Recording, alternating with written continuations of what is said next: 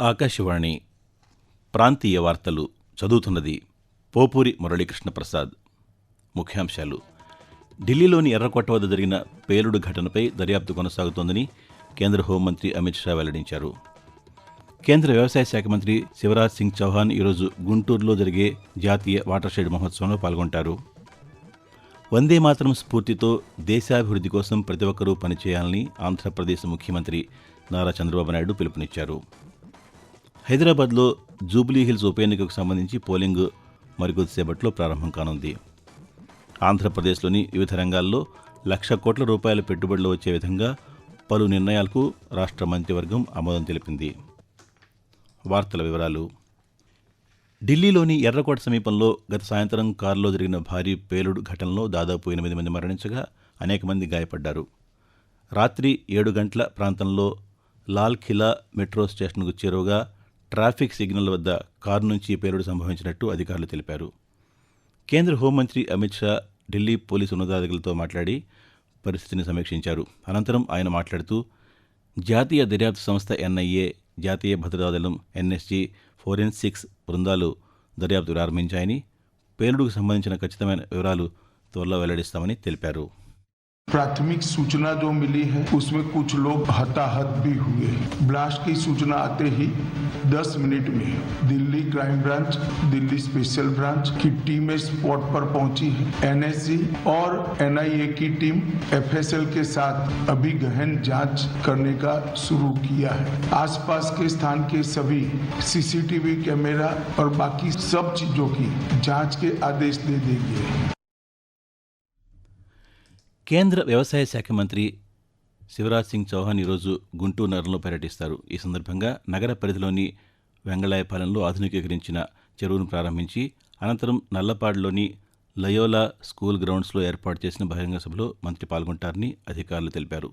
అక్కడ జాతీయ water shed మహోత్సవాన్ని లాంఛనంగా ప్రారంభించి జన్ భగీరథ్ కప్ విజేతలకు అవార్డులను అందజేస్తారు. ఈ కార్యక్రమంలో ఆంధ్రప్రదేశ్ ఉప ముఖ్యమంత్రి కె పవన్ కళ్యాణ్, కేంద్ర గ్రామీణాభివృద్ధి శాఖ సహాయ మంత్రి పెమ్మసాని చంద్రశేఖర్ పాల్గొననున్నారు. వందే మాతరం స్ఫూర్తితో దేశాభివృద్ధి కోసం ప్రతి ఒక్కరూ పనిచేయాలని ఆంధ్రప్రదేశ్ ముఖ్యమంత్రి నారా చంద్రబాబు నాయుడు పిలుపునిచ్చారు.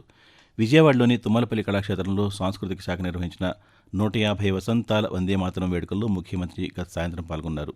ఈ సందర్భంగా వందే మాతరం ప్రాముఖ్యాన్ని వివరిస్తూ ఏర్పాటు చేసిన ప్రదర్శనను తిలకించారు. బంకించంద్ర చటర్జీ, సిపి బ్రౌన్ చిత్రపటాలకు పుష్పాంజలి ఘటించి వారిపై రూపొందించిన పుస్తకాలను ఆవిష్కరించి ప్రజలతో కలిసి వందేమాతరం గేయాన్ని ఆలపించారు. అనంతరం ముఖ్యమంత్రి ప్రసంగిస్తూ భారతదేశ స్వాతంత్ర ఉద్యమం ప్రపంచ చరిత్రలోనే భిన్నమైనది. నాడు అందరిలో కూడా జాతీయ భావన, ఐక్యత తీసుకొచ్చి ఉద్యమాన్ని నడిపిన నినాదం వందే మాతరం. ఒక్క 69 సెకండ్లు ఈ గేయం స్వాతంత్ర ఉద్యమాన్నే మలుపు తిప్పింది. ఈ విశిష్ట గేయానికి ఇప్పుడు 150 సంవత్సరాలు పూర్తయిన సందర్భంగా వేడుకలు జరుపుకోవడం ఎంతో గర్వకారణం. బంకించంద్ర చటర్జీ గారు తన కలం ద్వారా దేశాన్ని మెలుకొల్పాడు. ఆంధ్రప్రదేశ్లోని వివిధ రంగాల్లో ₹1,00,000 కోట్ల పెట్టుబడులు వచ్చే విధంగా పలు నిర్ణయాలకు మంత్రివర్గం ఆమోదం తెలిపింది. ముఖ్యమంత్రి నారా చంద్రబాబు నాయుడు అధ్యక్షతన జరిగిన రాష్ట్ర మంత్రివర్గ సమావేశం వివరాలను సమాచార పౌర సంబంధాల శాఖ మంత్రి కొలుసు పార్థసారథి పాత్రికేయులకు వివరిస్తూ రాష్ట్రానికి దాదాపు ₹1,00,000 కోట్ల పెట్టుబడులు వచ్చే ప్రతిపాదనలను కేబినెట్ సమావేశం ఆమోదించడం జరిగిందని చెప్పేసి మనం చేస్తాను. ఈ రాష్ట్ర అభివృద్ధి లక్ష్యంగా, ఈ రాష్ట్రంలో యువతి యువకుల ఉపాధి లక్ష్యంగా, ఉద్యోగ అవకాశాల లక్ష్యంగా అనేక పాలసీలు, ఫుడ్ ప్రాసెసింగ్ పాలసీ కానివ్వండి, ఎలక్ట్రానిక్ పాలసీ కానివ్వండి, ఏపీ ఎలక్ట్రానిక్ కాంపోనెంట్ పాలసీ కానివ్వండి, లేకపోతే టూరిజం పాలసీ కానివ్వండి, కేంద్ర ప్రభుత్వ పాలసీలతో ఇంటిగ్రేట్ చేసుకుంటూ అనేక పాలసీలని ఆమోదించడం మూలంగా ఈ ప్రభుత్వం ప్రపంచంలోని దిగ్గజాలన్నీ కూడా ఆంధ్రప్రదేశ్ వైపు చూస్తున్నాయి అనేది వాస్తవం. హైదరాబాద్లో జూబ్లీహిల్స్ ఉప ఎన్నికకు సంబంధించి పోలింగ్ మరికొద్దిసేపట్లో ప్రారంభం కానుంది. పోలింగ్ కోసం తెలంగాణ ఎన్నికల సంఘం విస్తృత స్థాయిలో ఏర్పాట్లు చేసింది. మొత్తం 407 కేంద్రాల్లో పోలింగ్ జరుగుతోంది. నియోజకవర్గంలో మొత్తం ఓటర్ల సంఖ్య 3.99 లక్షలు కాగా పురుష ఓటర్లు 2.07 లక్షలు, మహిళా ఓటర్లు 1.91 లక్షల మంది ఉన్నారు. ఎటువంటి అవాంఛనీయ సంఘటనలు జరగకుండా ఎన్నికల సంఘం పటిష్ట ఏర్పాట్లు చేసింది. పోలింగ్ సరళిని డ్రోన్ల ద్వారా పరిశీలిస్తున్నారు. ఈ ఎన్నికల్లో మొత్తం 58 మంది అభ్యర్థులు పోటీ చేస్తున్నారు. కాంగ్రెస్ అభ్యర్థిగా నవీన్ యాదవ్, భారత రాష్ట్ర సమితి అభ్యర్థిగా మాగంటి సునీత, భారతీయ జనతా పార్టీ అభ్యర్థిగా ఎల్ దీపక్ రెడ్డి ఉన్నారు. ఈ నెల 14న కౌంటింగ్ జరుగుతుంది. ఆకాశవాణి ప్రాంతీయ వార్తలు వింటున్నారు.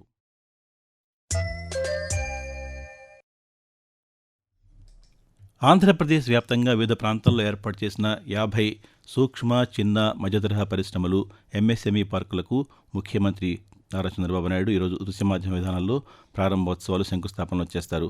ప్రకాశం జిల్లా కనిగిరి నియోజకవర్గం పెదయర్లపాడు నుంచి ముఖ్యమంత్రి వీటికి ప్రారంభోత్సవాలు, శంకుస్థాపనలు చేయనున్నారు. ఎంఎస్ఎంఈ పార్కుల ఏర్పాటులో రెండో దశ కింద 329 ఎకరాల్లో 134 కోట్ల రూపాయలతో 15 పారిశ్రామిక పార్కులను ముఖ్యమంత్రి ప్రారంభిస్తారు. వీటితో పాటు 587 ఎకరాల్లో అభివృద్ధి చేసేలా 32 ప్రభుత్వ ఎంఎస్ఎంఈ పార్కులు, 3 ప్రైవేటు ఎంఎస్ఎంఈ పార్కులకు చంద్రబాబు నాయుడు శంకుస్థాపన చేస్తారు. అలాగే ఈ పారిశ్రామిక పార్కుల్లో ఇప్పటికే నిర్మాణం పూర్తి చేసుకుని ఉత్పాదనకు సిద్ధంగా ఉన్న 28 కంపెనీలను ముఖ్యమంత్రి ప్రారంభిస్తారు. ప్రజలకు విద్య ప్రాముఖ్యతను తెలియజేసే ఉద్దేశంతో ఈరోజు జాతీయ విద్యా దినోత్సవం నిర్వహిస్తున్నారు. దేశంలో విద్యారంగ అభివృద్ధికి విశేష కృషి చేసిన ప్రముఖ విద్యావేత్త మౌలానా అబుల్ కలాం ఆజాద్ జయంతిని జాతీయ విద్యా దినోత్సవంగా నిర్వహిస్తున్నారు. 1888 సంవత్సరం నవంబర్ 11వ తేదీన జన్మించిన ఆయన అసలు పేరు ముహియుద్దీన్ అహ్మద్ కాగా, అబుల్ కలాం ఆయనకు లభించిన బిరుదు. ఆజాద్ ఆయన కలం పేరు. స్వాతంత్ర్య సంగ్రామంలో కూడా మౌలానా కీలక పాత్ర పోషించారు. స్వాతంత్ర్య అనంతరం ఏర్పడిన భారత ప్రభుత్వంలో ఆయన విద్యాశాఖ మంత్రిగా వ్యవహరించి విద్యారంగంలో సంస్కరణలకు విశేష కృషి చేశారు. యూజీసీ, ఐసీసీఆర్, ఏఐసీటీయూ, సిఐఎస్ఆర్ వంటి ప్రతిష్టాత్మక సంస్థలతో పాటు ఖరగ్పూర్ నగరంలో సాంకేతిక విద్యా సంస్థను ఏర్పాటు చేశారు. విద్యా దినోత్సవం సందర్భంగా చదువు విలువ గురించి అవగాహన కల్పించడానికి ఈరోజు కేంద్ర రాష్ట్రాల విద్యాశాఖల ఆధ్వర్యంలో పలు కార్యక్రమాలు జరుగుతున్నాయి. హైదరాబాద్లో నిన్న మృతి చెందిన ప్రముఖ కవి, రచయిత అందెశ్రీ పార్థివ దేహానికి ఈరోజు ఘట్కేసర్లో ప్రభుత్వ లాంఛనాలతో అంత్యక్రియలు జరగనున్నాయి. తెలంగాణ ప్రముఖ కవుల్లో ఒకరుగా పేరు తెచ్చుకున్న ఆయన జనగాం జిల్లాలోని మద్దూరు మండలం రేబర్తి గ్రామంలో 1961 సంవత్సరం జూలై 18వ తేదీన జన్మించారు. తెలంగాణ రాష్ట్ర సాధన కోసం జరిగిన ఉద్యమంలో కీలక పాత్ర పోషించారు. అందెశ్రీ రాసిన జయ జయ హే తెలంగాణ జనని జయకేతనం గీతాన్ని రాష్ట్ర ప్రభుత్వం అధికారిక గీతంగా స్వీకరించింది. అందెశ్రీ మృతి పట్ల ప్రధానమంత్రి నరేంద్ర మోదీ, ఆంధ్రప్రదేశ్, తెలంగాణ రాష్ట్రాల ముఖ్యమంత్రులు నారా చంద్రబాబు నాయుడు, ఏ రేవంత్ రెడ్డి, ఉప ముఖ్యమంత్రి కె పవన్ కళ్యాణ్ ప్రగాఢ సంతాపం వ్యక్తం చేశారు. వాతావరణం. ఆంధ్రప్రదేశ్, యానాం దిగువ రూపావరణంలో ఉత్తర ఈశాన్య దిశగా గాలులు వీస్తున్నాయని అమరావతిలోని భారత వాతావరణ కేంద్రం తెలిపింది. దీని ఫలితంగా ఆంధ్రప్రదేశ్లో పలుచోట్ల పొడి వాతావరణం కొనసాగుతుందని, అలాగే కొన్ని చోట్ల తేలికపాటి నుంచి మోస్తరు వర్షాలు కురిసే అవకాశం ఉందని అమరావతి వాతావరణ కేంద్ర అధికారి ఎం వెంకట్రావు పేర్కొంటూ, ఆంధ్రప్రదేశ్ మరియు యానాంలో దిగువ రూప ఆవరణంలో ఉత్తర గాలులు మరియు ఈశాన్య గాలులు వీస్తున్నాయి. ఈ రోజు ఉత్తర కోస్తా ఆంధ్రప్రదేశ్ యానాంలో తేలిపాటి మోస్తరు వర్షాలు 1 లేదా 2 చోట్ల కురిసే అవకాశం ఉంది. ఇక దక్షిణ కోస్తా ఆంధ్రప్రదేశ్, రాయలసీమలో ఈ రోజు తేలిపాటి మోస్తరు వర్షాలు 1 లేదా 2 చోట్ల కురిసే అవకాశం ఉంది. ఇక తెలంగాణలో రానున్న 2 రోజుల పాటు వాతావరణం పొడిగా ఉంటుందని, ఉష్ణోగ్రతలు తగ్గుముఖం పడతాయని, చలి పెరిగే అవకాశం ఉందని హైదరాబాద్ వాతావరణ కేంద్రం తెలిపింది. ప్రభుత్వ, ప్రైవేటు రంగాల భాగస్వామ్యంతో ఆంధ్రప్రదేశ్ పర్యాటక రంగాన్ని మరింత అభివృద్ధి చేసేందుకు చర్యలు తీసుకుంటున్నామని పర్యాటక శాఖ మంత్రి కందుల దుర్గేష్ తెలిపారు. విజయవాడలోని గుణదల్లో AP chamber of commerce and industry ఆధ్వర్యంలో టూరిజం స్టేక్ హోల్డర్లతో జరిగిన చర్చావేదికలో మంత్రి నిన్న ముఖ్య అతిథిగా పాల్గొన్నారు. ప్రాంతీయ వార్తలు ముగించే ముందు ముఖ్యాంశాలు మరోసారి. ఢిల్లీలోని ఎర్రకోట వద్ద జరిగిన పేలుడు ఘటనపై దర్యాప్తు కొనసాగుతోందని కేంద్ర హోంమంత్రి అమిత్ షా వెల్లడించారు. కేంద్ర వ్యవసాయ శాఖ మంత్రి శివరాజ్ సింగ్ చౌహాన్ ఈరోజు గుంటూరులో జరిగే జాతీయ వాటర్ షెడ్ మహోత్సవంలో పాల్గొంటారు.